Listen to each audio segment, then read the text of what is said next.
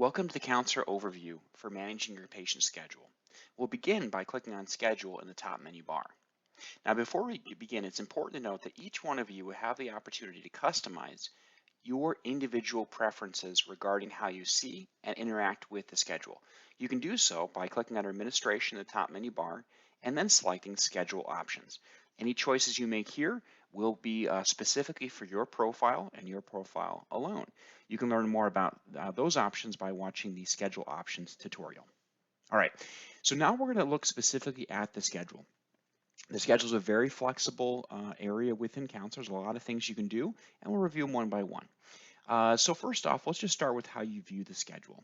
If you have multiple locations, you can jump between locations very easily, right? If you have multiple locations and you'd like to see your schedule overlaid, and that happens when you have providers going between locations in the same day or the same week, there is an option in the very bottom left-hand corner called Display Additional Clinics. This is a tool, as I mentioned, that will enable you to overlay your schedule. Now, this might be right on the edge of your screen here, but you can decide if you're in Clinic A, I also wish to see Clinic C, for example, right? Or if you want to see all clinics, right? Just see what any providers do at any given time. And what that will do, and then of course, once you change to a different clinic, you can reselect these options. But what that do is it'll overlay your schedule. So as you're looking at your current schedule, you'll see what's happening elsewhere. And we'll see that if we go over here, let's go to the second clinic, for example. Looks like they're all blocked up for that day, for that week. But let's go ahead and use that same option. Now let's show the Sandbox Clinic while we're looking at the Yucca Clinic here. What you'll see is in black, you can see all the appointments that are happening elsewhere. If we schedule an appointment here, it would be in the typical color scheme as your other appointments. And then you jump back and forth and you could see what's happening once again in other clinic schedules. All right, so let's jump back kind of to our primary clinic schedule here. You also, of course, can change between specific providers or see full staff. You can group this, by date, room, user. There's different options here as to how you want to see and interact with the schedule. You can show this by day, week, month, or agenda views. Agenda really kind of just lists out the schedule. So it lets you see it in a little different format. Some people like to see it in this format versus in the more typical day or week or month format. Within the schedule itself, highly flexible. It is drag and drop scheduling, so you can move appointments around as needed. You also can push or pull to shorten or lengthen appointments. And any changes you make to an appointment will be tracked. So I'm going to jump right into this appointment here, and what we'll see is a little history option. We're going to talk about all these other options in just a moment here, but let's focus on the history. You can see when the appointment was created and by whom, and then when any changes occurred. Right, so it gives you a very quick overview. And this can be very handy, of course, if you have patients that call and reschedule multiple times, and then maybe call back and say, hey, can I have my original time back? You can see that whole progression over time. Or let's say you made a mistake. I wasn't supposed to drag and drop this appointment. I meant to grab a different one. No problem. We can see when this originally was and put it right back. Okay, so Audit Trail is visible from within the appointment. You also can see it within the patient profile itself. So if you're in a patient profile, you can hover over their appointment and see that same information. So you can very quickly say, okay, here's the appointment, and now we want to see that audit trail, the referral source, as well as the notes. Okay. Now, when we talk about scheduling appointments here, I should mention there's another way to reschedule, and we're going to talk about that in just a moment here. But let's talk about scheduling appointments really quickly. So when you schedule an appointment, the idea is that when the phone rings, it's very simple to determine on the fly whether this is an existing patient or a brand new patient. So what I'm going to do is go ahead and click on the day and time here. If this is a brand new patient, we would simply click Quick Add, right? If we know that right away, click Quick Add, enter some basic information, and go from there.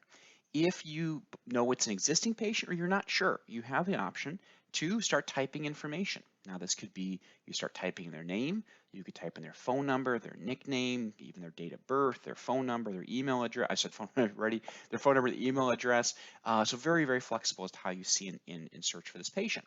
Now when I go ahead and just do a quick search, what we're going to see is not only, of course, patients that have John somewhere in their name, we also see their date of birth If you have multiple locations, we'll see that their preferred clinic.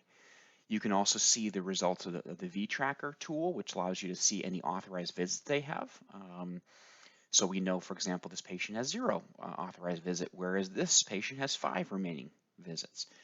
You can also see any alerts in their profile, and a few of these have a lot of alerts, right? So this patient left a scarf in the office, and of course some other things as well. But these are all bits of information that can inform how you schedule this appointment, right? If the patient's in collections, we need to know that, right? If they have bad debt, we need to know that. If the patient has questions about their remaining visits, or there's other concerns, you see that right away. It also, of course, helps just identifying the correct patient, so you're not inadvertently, grabbing the wrong patient profile. So we're going to go ahead here and grab John Alp's profile.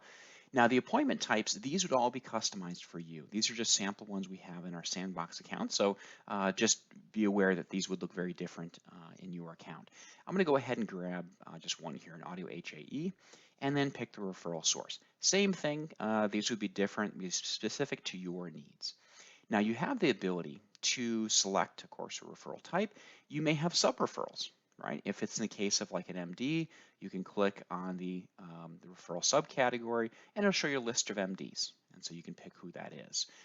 If it's a newsletter and you have multiple newsletters or newspaper, different campaigns, you can see those subcategories and select them as well. Okay. There's also the ability to select, to enter notes. So let's just say patient may be 5 minutes late, okay? And that will enable it to show from the schedule as well as within their profile.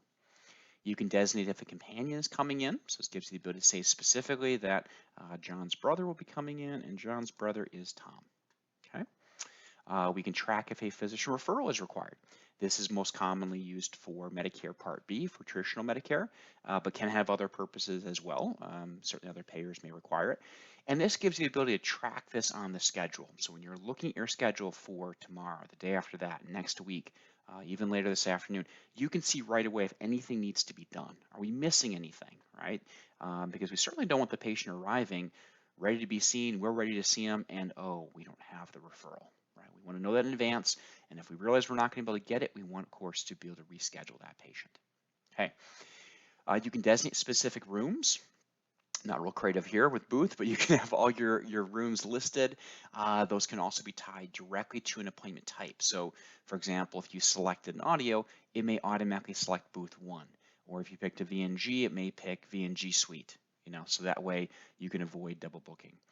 You can add this patient to a wait list as needed. So maybe you set this patient up with a cleaning check for 2 weeks out, but you stated, we'll call you if we have any openings. That would add them to the wait list, and in the wait list, you can see notes. So you typically put something in here saying patient only available on Tuesdays and Thursday afternoons, and that way from the wait list, you can see, okay, we have an opening, but this patient isn't available on Monday mornings, so we're gonna go to the next patient who's available, okay? There's also an option for adding a reminder, and this can also be automatically added to certain appointment types, certain providers, I should say, that will give a pop-up reminder a certain amount of time prior to the visit, or prior to the appointment, letting the provider know that appointment's coming up. So if you have a fitting, you may want to know 10 minutes in advance. You have a fitting coming up. That way you make sure of everything ready for that fitting. Okay, I'm going to go ahead and click Save. Once we do so, we'll see John's appointment is now on the schedule and it has a red outline. That's telling me that something needs to be done for John's appointment. So if you hover here, we'll see a lot of information. Okay, so we'll kind of just take this bit by bit. We can go right to the patient's profile from here. We can see those notes we talked about while we were scheduling, the alerts and available authorized visits that we'd use for TPAs and service plans and Medicaid and other purposes. We can see how to reach out to the patient if needed. We can see details about their appointment. Obviously, this would be after we've seen the patient. We can launch the chart note from here.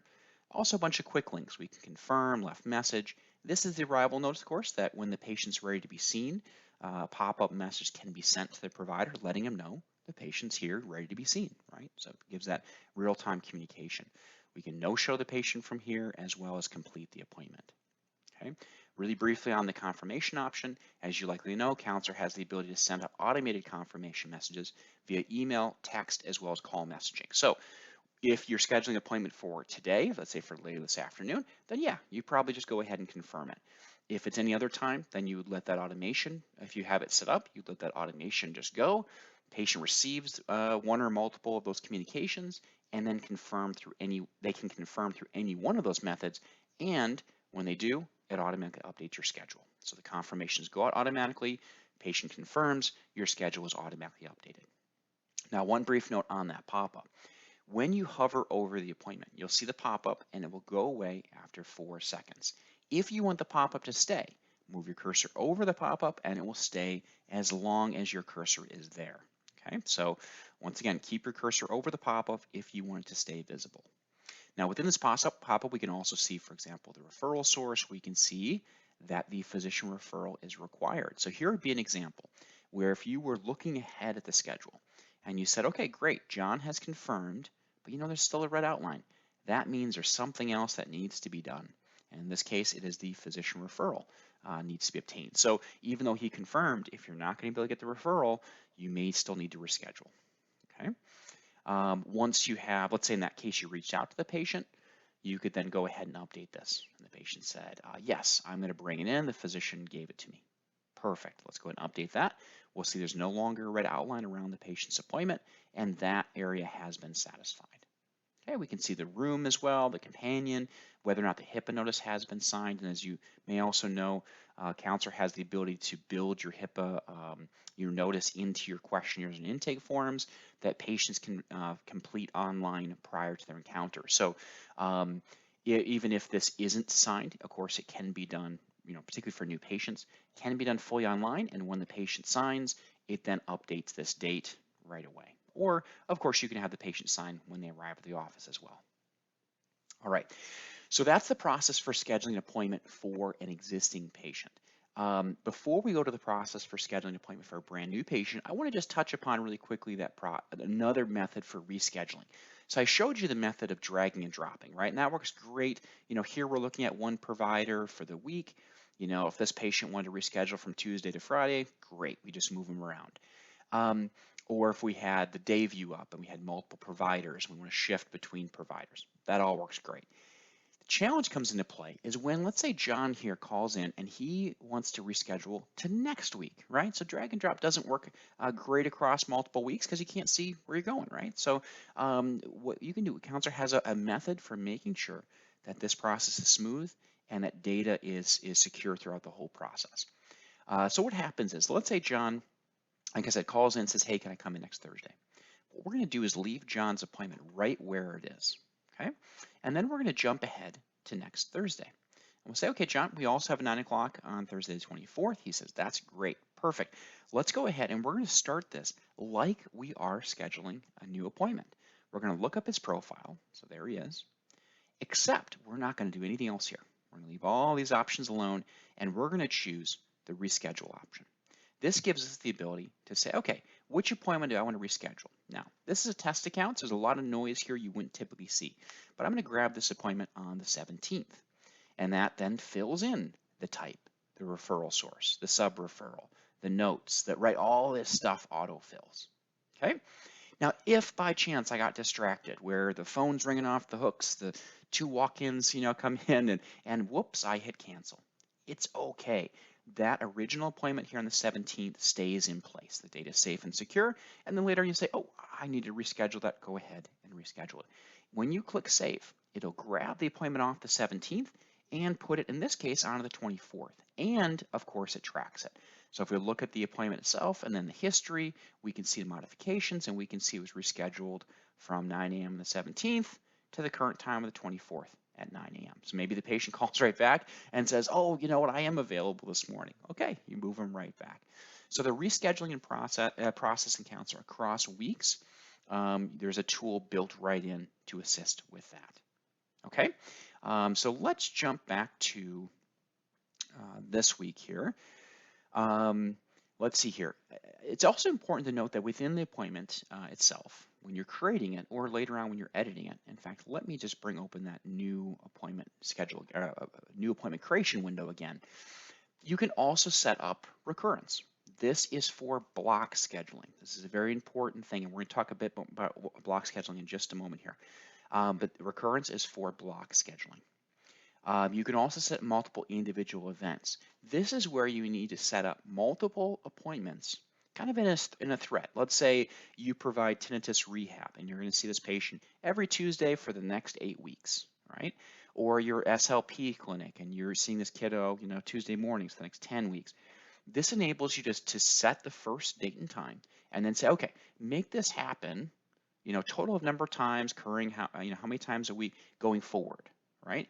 And then it will set up individual appointments, meaning that if one of those lands on a holiday, it's no problem. You can reschedule that one without modifying the rest of the sequence, right? Whereas recurrence with blocks, those sequences are tied together. And so if it's just different things. So recurrence would be for blocks. Multiple individual events would be for kind of multiple appointments occurring over a specified time period, for that same patient. Okay. All right. So let's go ahead then. Let's look at the process for scheduling an appointment for a brand new patient. Okay. So I'm going to go ahead, excuse me, once again and click on the day and time. This time I'm going to go ahead and click Quick Add. Okay. Now, just very brief, it's important to note that you can also launch the schedule from within the patient profile. So here I'm showing you really the most common workflows. The phone rings, you figure out whether it's an existing patient or brand new, and then you create your appointment, right? That's by far the most common. However, you also have the ability to do a quick search for this patient. Let me just step back for a moment.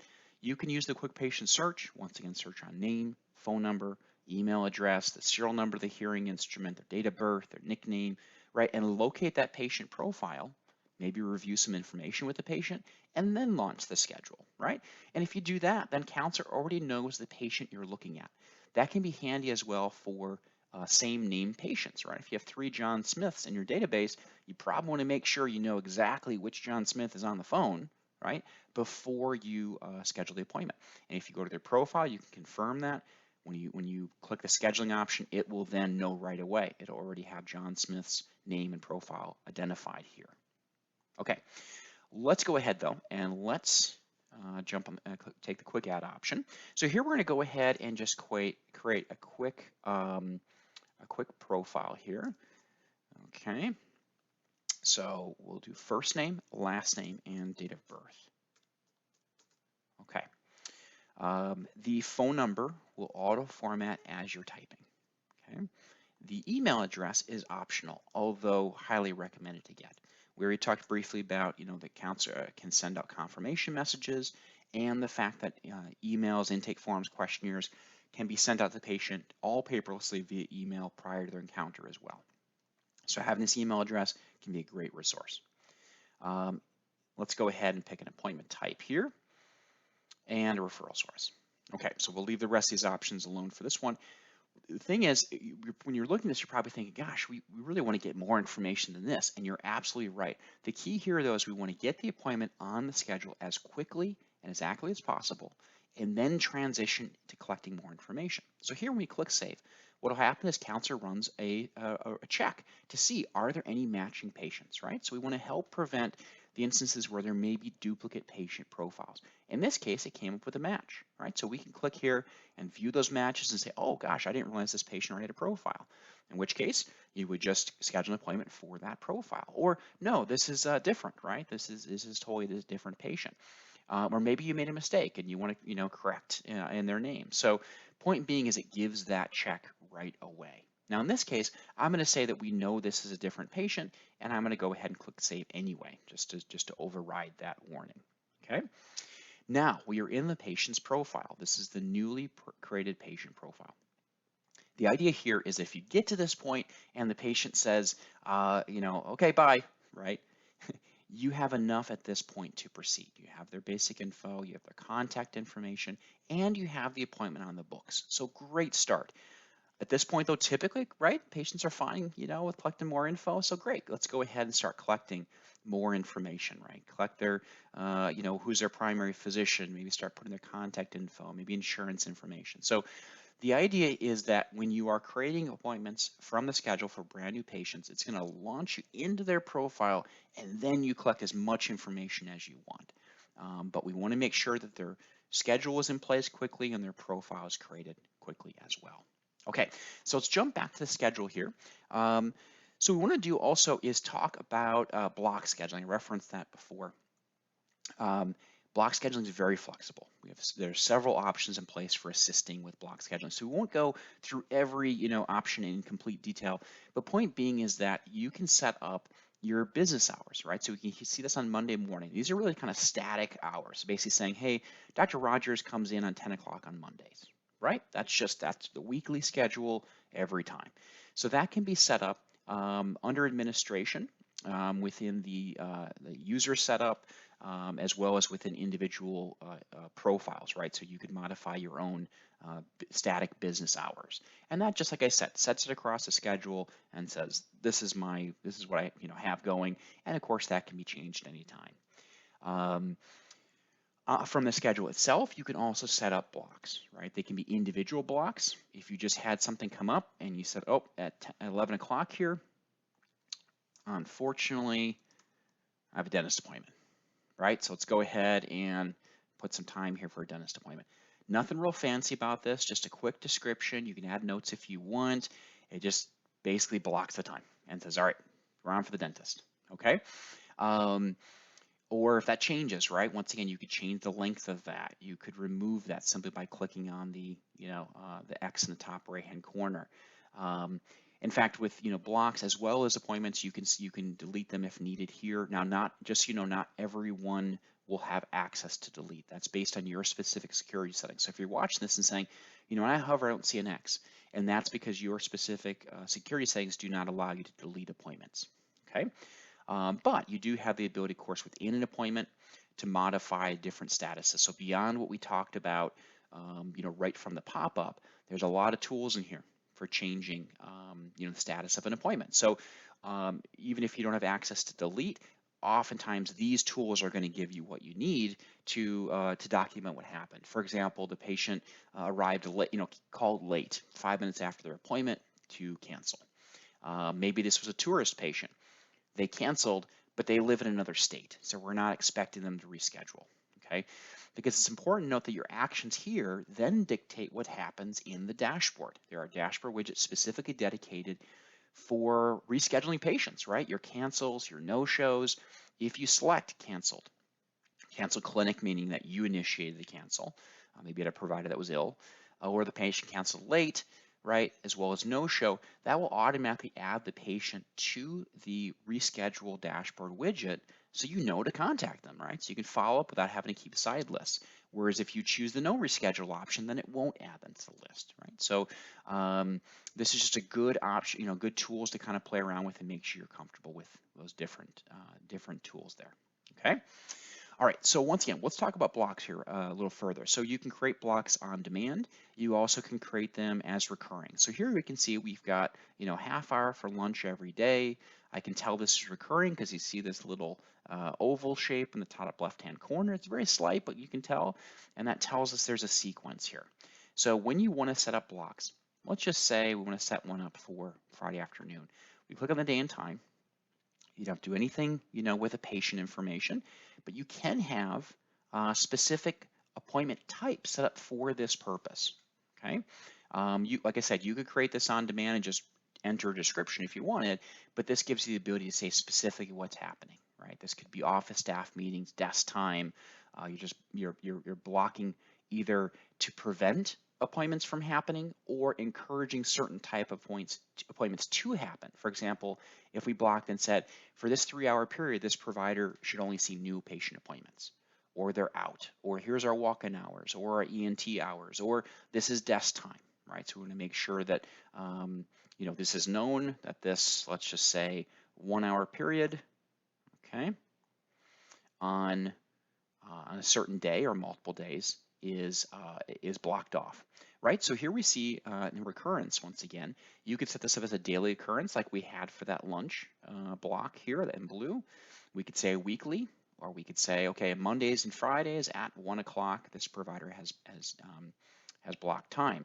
You can decide if you want just to kind of this to go off into infinity, or if you want to have a specific number of occurrences or an end date. So in this case, we're going to say, no, let's just do 1 hour on Fridays moving forward. Okay, so we go ahead and select that option, and now we're going to see is there's a block on Friday afternoon. If we jump ahead to next week, we'll see that same block. Now it's important to note that you can modify individual blocks and decide whether you want that to affect the entire series or just one. So simply, if I was to, let's just say, shorten this, right, by a lot, we could say, do I want to resize just this one or resize the whole series? Maybe I want to delete this. Do I want to delete just this one occurrence or the whole series, right? Because things may change, in this case, week to week, and this lets you decide, just in this 1 week, we need to give an extra half hour of desk time or remove half hour desk time. Or, we need to change this whole series because we're rethinking this process. So point being is you can make those changes on the fly, if we're going to affect one or multiple. Now, it's important to note when you set up the appointment types for blocks, you also have quite a bit of flexibility, and we review this in the appointment types overview video. You can decide whether blocks are what's called compete or non-compete. For example, here we have a walk-in block. This means we're expecting patients to come in. We want patients to come in, and so when we schedule, you would click off to the right of the block, and then you create, you add your patient, and then you don't get a warning. It just says, all right, this, that's great, we scheduled a patient. Whereas if you tried to schedule someone during lunchtime or desk time, you would get a warning saying that this provider is not available. Same thing goes for the static business hours. If we try to schedule here, it would tell you, there's an issue. Now you can override that. But the point being is that in the setup, you can decide, hey, are these appointments that we expect to, these blocks where we expect to have appointments or not? Okay, so once again, very flexible. Now, when specifically when it comes to blocks, we understand there's a lot of moving parts, and there's a lot of different particular options that you may need or preferences that you have. And so the counselor support team is great about working through your specific questions and needs and helping you arrive at the the best way to block your schedule. Okay, because of course there's also a wrinkle too when we talk about blocking for online scheduling. So we're happy to walk you through that. The last area I wanted to note here was regarding just a simple tool that's available in the bottom left-hand corner regarding privacy. So it's called the privacy mode, and basically says, hey, if you have a screen that is patient-facing, or you have a patient who walks around the desk and looks over your shoulder uninvited, it happens, you can go ahead and click on privacy mode. What that will do is remove any protected health information from the schedule. So you can see here, we're just looking at initials now. When we hover, we're no longer seeing their phone number or their date of birth. We're no longer seeing that information. It's all blocked out. So that way, whether it's just on demand or routine, you have it this way, you can have that activated. And then if the patient walks back around the desk, you remove that and you're back in business with your protected health information. Okay. I should note while we're here, there's also a tool to open links in a new window. So if you say, hey, I want to keep my schedule open, but when I click on, let's say, the patient's name, I want to keep my schedule open and launch it into a new tab. You absolutely can do that. So you just click the open links in a new window, and then when you select, for example, patient or chart, it will automatically then launch it into a separate tab. All right. So there's a lot of tools, a lot of fun things to utilize in the schedule. Of course, we're very happy to review any of these with you. And of course, there's some others that we didn't get to, but thank you so very, very much for joining us for the Managing the Patient Schedule overview. Please let us know if we can assist. Give us a call, email us, live chat us. We're always happy to help. Take care.